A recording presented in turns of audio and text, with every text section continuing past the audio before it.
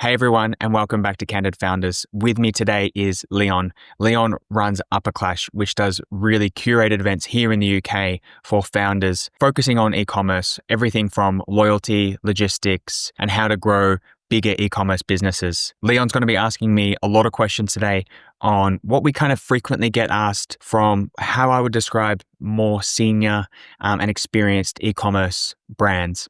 So Leon, thank you so much for joining me. I'm looking forward to getting into these questions with you. Thanks, Andrew. So my first set of questions are really around branding. So if you are building a brand that, you want to build long-term value in, either for investment or for exit, you're looking to scale that brand. And one of the things that helps you to sort of raise investment or to build your brand valuation is the brand's perception. And perception is all about where the brand is sold. When you're selling through Faire, you do get to a huge audience, but potentially that's at the expense of brand control. So what do you say to brands that are concerned about this trade-off between having this brilliant audience to sell your products to and losing a bit of control about where your products end up? Faire gives you unmatched exposure. That's, I think, the number one thing that I think most brands need to take away. Yes, there is a bit less control, but there is a lot that you can do as a brand to take back some control. So strong brand guidelines, pricing consistency, being relatively selective on who you approve as a retailer, but still having like a strong bias for action of going for great retailers. There is a lot out there. And I would say, or kind of the way that we describe it is, you should be approving 99% of retailers on the platform that are coming to you. And the way that we kind of think about it is you're going to also attract the right people naturally if your branding is in the kind of the way that you're putting yourself out there.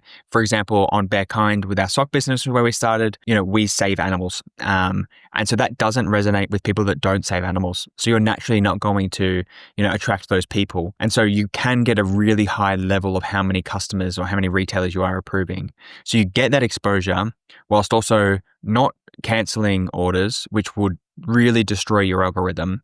And that's kind of like how we try to get that balance. So you can get control as long as you're clear to retailers and as long as you're relatively kind of curated, but I mean relatively, don't be cancelling everybody just because they're not super top end. That's what I would be saying. Okay.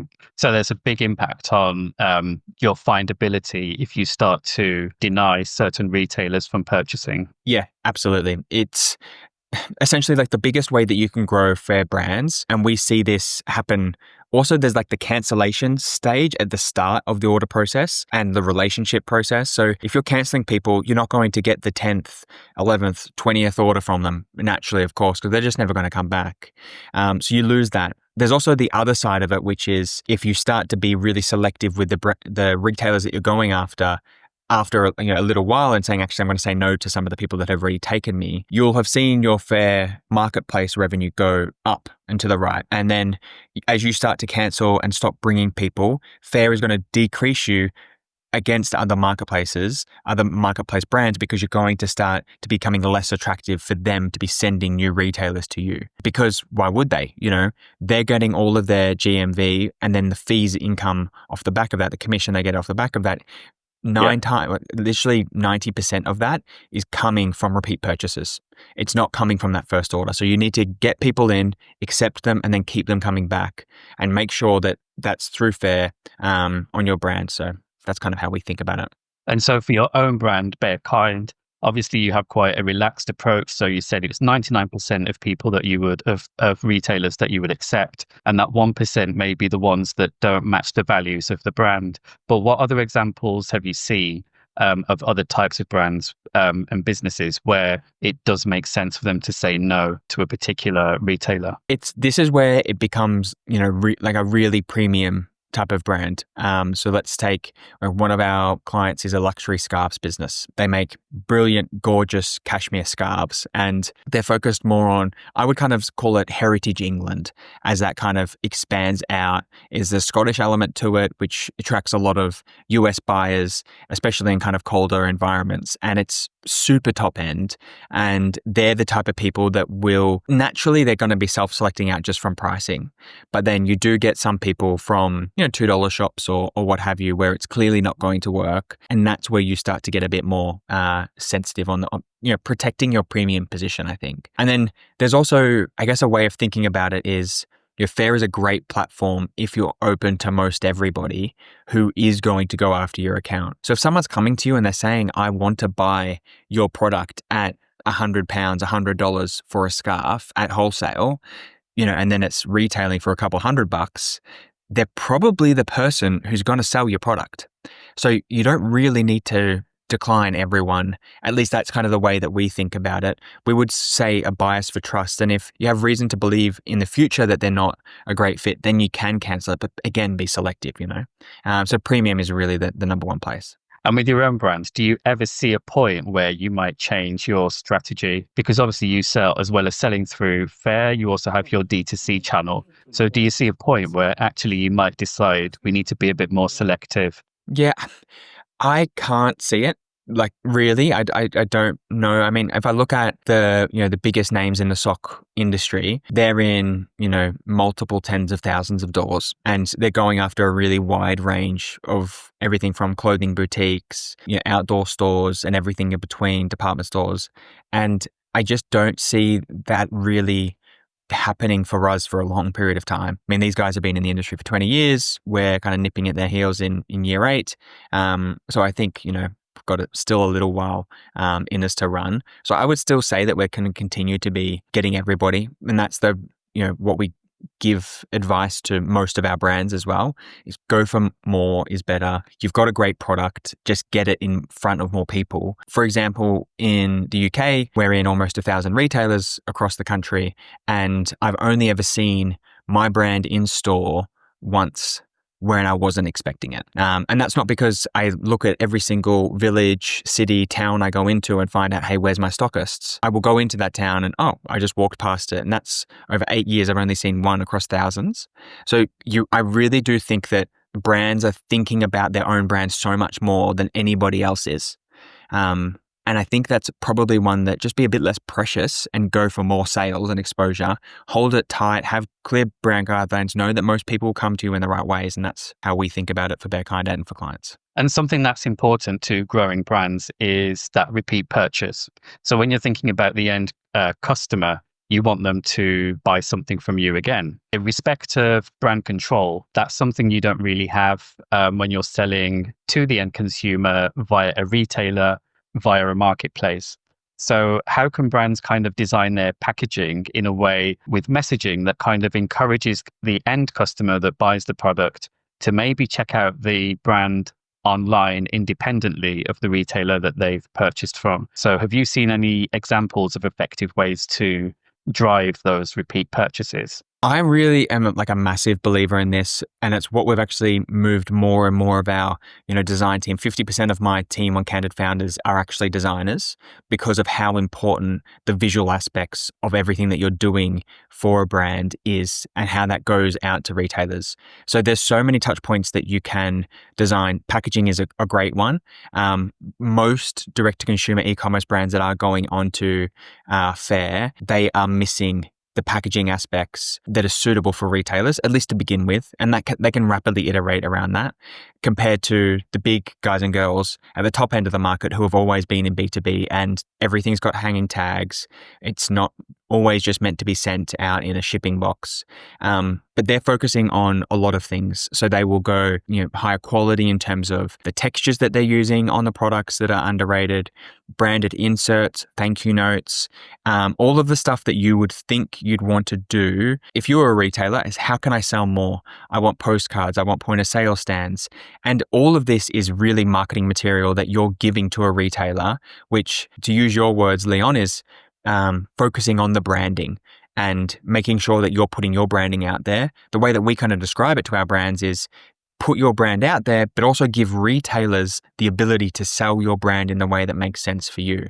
So I tend to find that most brands that we work with, they really embody their founder or their CEO. And 9 times out of 10, one of our favorite things to do is introduce those retailers to that founder or CEO and get them in front of it. They're going to be passionate about, food and beverage with, coffee fruit, for example, or maybe it's the aromatherapy benefits, or they've got the best greeting cards in the country.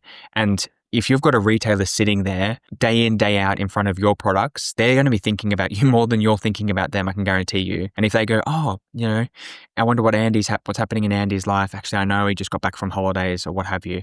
So I think there's a lot of different aspects across every single touch point that you get in with a brand on, whether that's packaging, whether that's your communications, whether that's who you are, whether that's your direct to consumer, like you mentioned. But just once you start to push that out all the time, you're going to get, I think, a really strong brand and be confident in how people are talking about your brand as well. And another aspect of control is pricing, which is always important, especially for premium brands and especially for those that have accounts with perhaps larger retail partners, because some of those retail partners might not like if the same product is available in an independent at a different price and there's a lack of consistency. So what tools are there for kind of monitoring and enforcing policies with the retailers that you sell to in terms of how they can price your product and what they do around sales? Naturally, in most markets, you're not able to choose what people will sell your product to after they've purchased.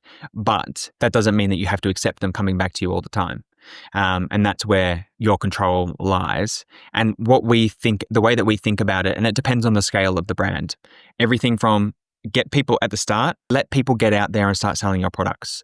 It will be a while, and I really do mean this, it will be a long time before someone starts undercutting the brand on direct-to-consumer platforms and marketplaces, because you're going to have the best margin structure. You're going to be selling to them at a wholesale price.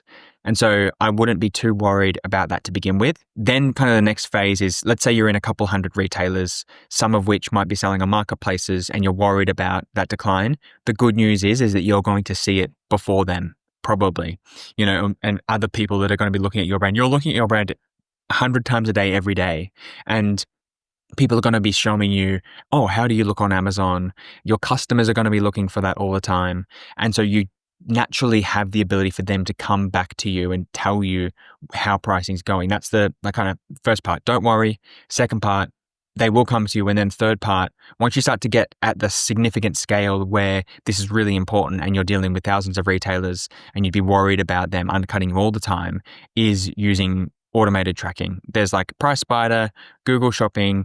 They make it relatively easy, and you can track your competitors as well. You can track, how your own prices are going. And 9 times out of 10, 99 times out of 10, 100, you don't need to worry. You just need to get out there and sell more and then clean up on the back end. I think people are so focused on doing the cleaning and they haven't even got any of the sales. So there's nothing to clean up. I'd much rather do the cleanup job after. And that's where I think, most brands kind of, again, be more biased for action. That's what we try to drive with our clients. Earlier on, you talked about the Faire's algorithm and the idea that what they're trying to do, of course, is work with the brands that are going to sell to the most retailers, and they're going to prioritize those. So I think that kind of just elevates the point that as a seller on Faire, you have to be mindful of Faire's business model. So with your own experience and all the work that you've done with other brands at Candid Founders, how do you expect Faire's commission structure and fees to change for sellers in the next 2 years when you're kind of thinking about where their business model might go, what they might want to invest in? And so what would be the end result, do you think, for brands in the next few years? We hear this all the time, and we've heard it for years now, that people are increasingly worried about Faire growing their fee income. And like all businesses, they need to do that. But I would say, like all platforms and marketplaces, that's what they tend to do. And they will take up to the economic share that makes sense for them, which will always be more, just the way that, businesses tend to operate. They're growing. And I don't think Faire's any different there. I do think that they are providing a really great service. If you look at what sales agents used to do in the past, you would have the same level of commission rate, but you would have much higher operational overheads. Plus you'd have bad debts, and Faire's really got rid of that. And they haven't increased the commission rate kind of past that much more. Obviously there's Faire ads, and that's no different to Amazon ads. And what we're seeing is those brands that don't have really high gross margin and have a solid pricing structure and strategy for whatever their price of their product is, and having enough margin on top of that, are those that are failing first. And so all platforms are going to continue to increase their costs. Faire is no different. But you can do a lot on your own brand to make sure that you've got high gross margins that you can go out and sell, and continue to sell profitably, consistently, all the time. People are so quick to blame Faire, but they've built an amazing platform with no bad debts for brands, with the easiest transactional platform I've ever experienced. Super easy listing, like you name it, it's best in class and everything. And of course, you've got to pay 15%. That's, if I thought about that from a direct to consumer aspect, if I'm getting, a 7 to 8 times return on ad spend, I would bite your hand off. Every single brand owner I know would bite your hand off. And that's essentially where you're kind of looking at with Faire. So it's decent. I don't think it's that bad. It will increase, but you've got to be, eyes wide open on that. Do I know anything, particular? No, I wish I did, but that's what I would expect. What would you say about product selection? So choosing which products to sell through Faire, because some items might be low margin and they work quite well on a D2C channel, but not so much when you're selling wholesale. So are there any things that you talk to brands about in terms of how they choose what products to sell? If basket building is important on direct to consumer, it's 10 times as important on the B2B side. And so what we 100% encourage all brands to think about is, kind of leveling it down from what's your store profitability, what's your order profitability, and what's your product profitability. And the only thing that really matters is what is your store profitability and how are you optimizing for that. And so we are 100% pushing most brands to focus there. Then once you're thinking about the order profitability, you need to then look at the orders across, again, that whole brand view.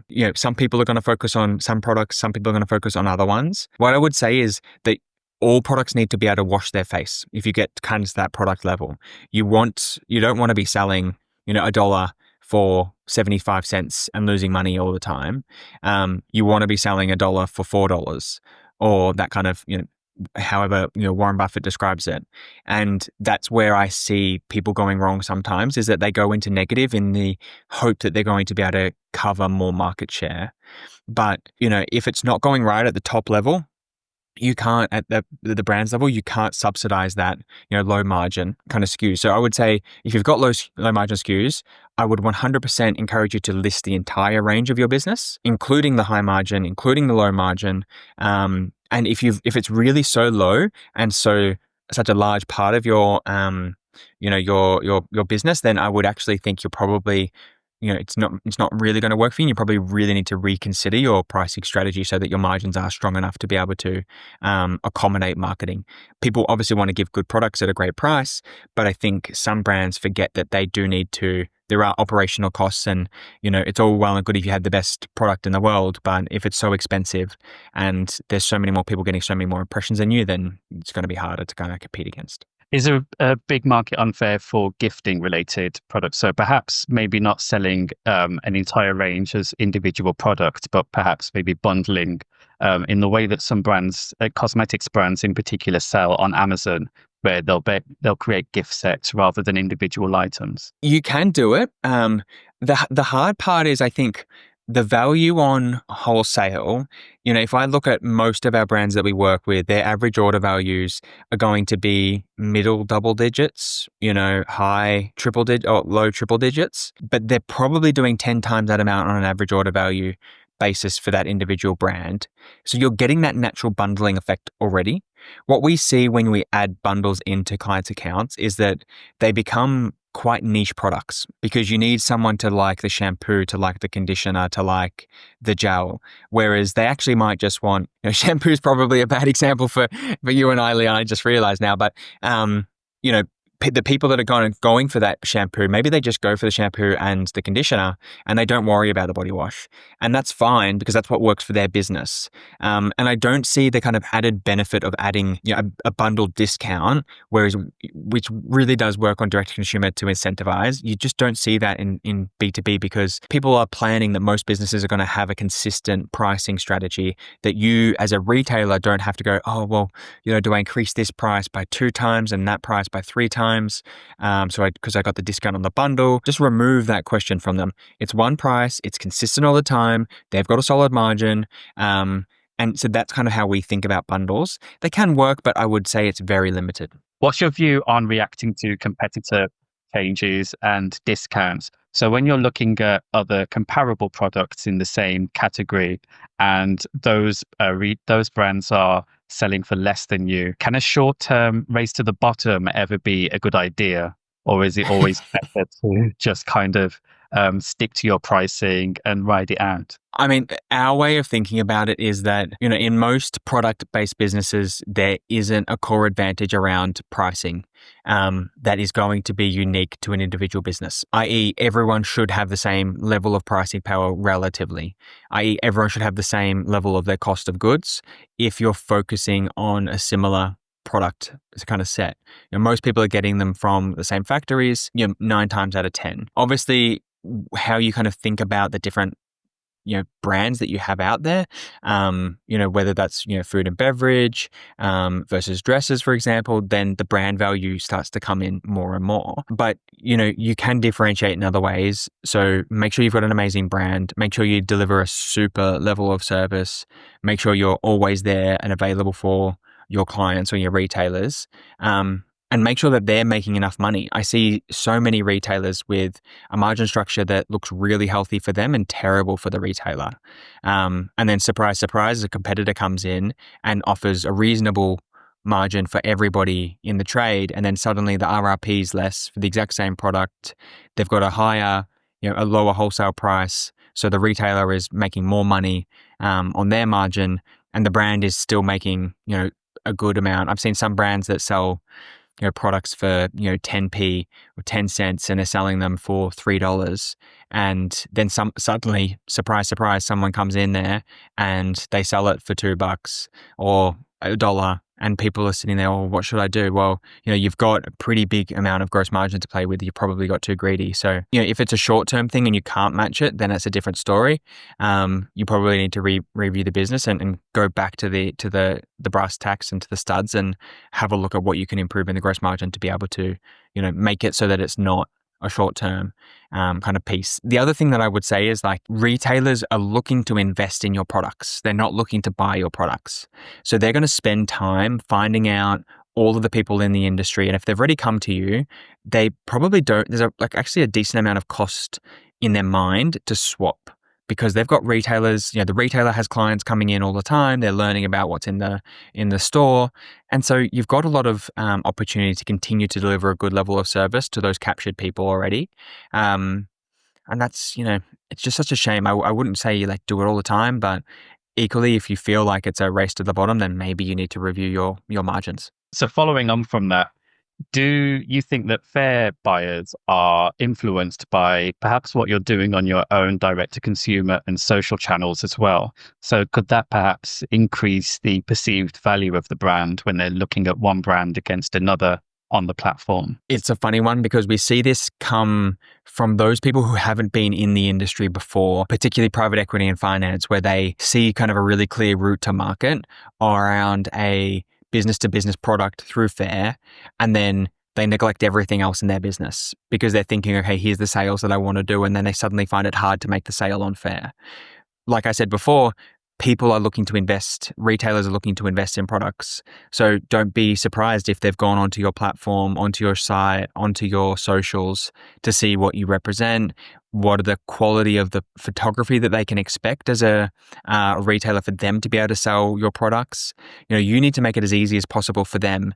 And so if there's something that they can just copy and paste from whatever you're doing, amazing. They're going to purchase that product, all things being equal. If you've got the best product photography, if you've got the more social proof, if you can demonstrate to them that actually we're the number 1 rated sock in the country on Trustpilot, you can trust our quality. Why don't you have a test of us, and I guarantee you that we're going to be able to get you coming back. So all of that type of like being really active on those direct to consumer channels. And I wouldn't say you have to be crazy active, but you do need to have a presence. It has to look good. You have to put your right foot forward. And yeah, that's what I would say. And don't be afraid to share your products elsewhere, because if you're afraid to share your products elsewhere, why on earth would a retailer show your products to their customers? And all of those different things, like perhaps your Trustpilot ratings and all your other social stuff, where would you put that on the platform itself on Faire?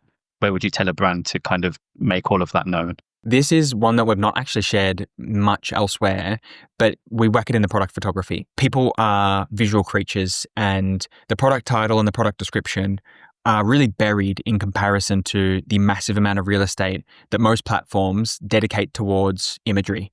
And so we 100% push that review into the imagery so that people can see it when they're kind of scrolling through, and they go, oh wow, they just, they take in that there's big bold text showing your products in front of a gorgeous retailer display, showing the wide variety of products that you've got, the vibrant colors, the quality of the material, and then have someone who's real, if they go searching for it, what's the name of the person that's leaving the review? What's the review? What's the big 5 stars? What's kind of the key call outs that retailer has given you in the review, and use them. That's 100% the thing that all brands should be doing. And now on to category expansion. So because you've seen the opportunity with Faire and the audience that you can have with the retailers, have you ever been tempted with your own business, Bare Kind, to sort of creep into other product categories? We have been tempted. We haven't done it ourselves yet. We feel, at least on Bare Kind, and this isn't the advice I would give to all businesses, it really depends. So the bigger your catalog on Faire, the bigger you are going to be on Faire. And that's just because retailers want to be able to come to one place and keep coming back 100% without a doubt in my mind, right? And so if you can continue to grow within your niche, within your product category, I would continue to encourage people to do that. People are looking for the best sock brand. They're not looking for the best sock brand and then the best journals brand, kind of all layered into one. Eventually that starts to become, important. But what I would typically recommend is that you invest continuously in your catalog and your category and grow that out first, then start to think about expanding out to other areas and other product categories. If you've already got them, great, continue to invest. If you're at, a couple hundred products plus within your individual product category, start adding other categories for sure. And, there's a whole bunch of, edge cases around that, and you need to take that guide with a pinch of salt. But, once you've kind of started doing that, then you can start doing the testing before a full scale launch. How do you do it in a way where you're not investing in just a ginormous amount of stock before you've committed to actually kind of selling the product? Because 9 times out of 10, whenever I see a brand moving to a new category, it's almost like they're just the same. They might as well just be a beginning entrepreneur, because they're going to make all of the same mistakes that everybody else does. And do you want to put that on your core business and risk your core business? Typically not. I would say, go smaller before you do kind of that full scale launch. Do you think there'd be an impact on your algorithm, like as you were talking about earlier? So you are in socks now. So if you started to get into sweaters or scarves, do you think that that would affect how Bare Kind appears on Faire in terms of searches? It definitely will, but whether that's positive or negative, I think it depends on how strong you do the rollout. And if it's at the same level, same consistency, and getting the same sell-through and conversion rates, then you're probably going to be okay. And that it still resonates with that existing retailer base. The way that we kind of think about it is almost like kind of concentric circles. You've got this core, sock business or, food and beverage business or dress business. You wouldn't want to go out and totally alienate that client base with the new products that you're building in. But you still want to add new clients and retailers to that base that might be interested in the new products.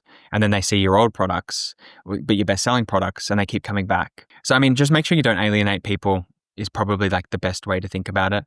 And then continue to grow. And the effect will be that if you grow the catalog, you'll be able to grow on Faire for sure. And then how you do on Faire is how I see 99% of other businesses do outside of Faire as well. As you're selling both direct to consumer and wholesale, that can kind of put pressure on fulfillment because they're two different types of audiences that you're serving. So what operational issues have you faced or managed in the past, and how have you addressed them? The way that I like to think about logistics is not super complex, but there is so much stuff to know. It's like simple, but just the broad swath of everything you need to know is just ginormous.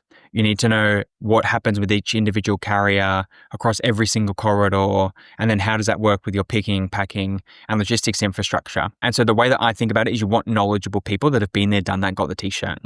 And so that's kind of like the first part. Once you get that in, they're just going to tell you all of the things that you need to make sure that you get right. So for example, you want barcodes on all of your products. It might not make sense for direct to consumer. You might not need it direct to consumer, but on B2B, you absolutely will be, because what you're using to scan the barcode ensures that the product that you're putting in the tote to go into the package is going to be correct. And you don't want to be sending 50 of the wrong socks to a retailer. That's the end of it. You don't bother anymore. And I see so many brands that, they might only think it's 1, 2, 3 orders out of a couple hundred, but the best in class brands are those that don't have those mistakes, and that's the person who wins the algorithm. We use Sprint Logistics in our world. They are amazing across the UK, Europe, and the USA, and they've got partners around the world, and we just plug in through their Bolt system. They take all of our data through Shopify, and then you just are able to just kind of go into a ready-made fulfillment warehouse. We had issues previously with our last fulfillment warehouses, and they didn't know about the individual requirements for a carrier and what have you, and that really hurt us from sales at the end. Over one Christmas, we had to refund 10% of orders because they just didn't send the order, and that was because they didn't have the operational processes. So if you have a strong operational process, it will improve your revenue for sure and your costs on your direct consumer and your B2B business as well.